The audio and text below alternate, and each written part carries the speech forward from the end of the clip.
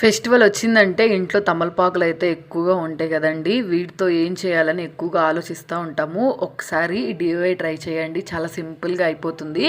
First ఒక plate తీసుకొని అందులోకి ఆ ప్లేట్ నిండా రైస్ అయితే తీసుకోండి.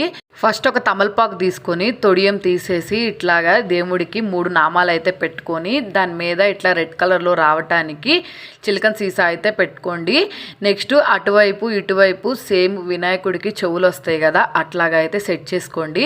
నెక్స్ట్ అలాగే హ్యాండ్స్, నేను ప్లేట్ చిన్నగా ఉందని చెప్పి పైన పొట్ట ప్లేస్లో ఒక ఆకు అయితే పెట్టుకుంటాం కదా, అది పెట్టుకోలేదు. కొంచెం మీరు ప్లేట్ వెడల్పుగా ఉన్నది తీసుకుంటే పొట్ట ప్లేస్ పెట్టుకొని నెక్స్ట్ అలాగే హ్యాండ్స్ అలాగే లెగ్స్ పెట్టుకున్నామంటే వినాయకుడి ఫేస్ అయితే రెడీ అయిపోతుంది. నెక్స్ట్ అలాగే 2 సైడ్స్న అటు ఇటు ఇట్లాగా రెడ్ చామంతి, పైన దేవుడికి ఒక పింక్ కలర్ చామంతి పువ్వు, నెక్స్ట్ అలాగే కింద ఒకటి వైట్ కలర్ చామంతి, ఇట్లాగైతే సెట్ చేసుకున్నాను.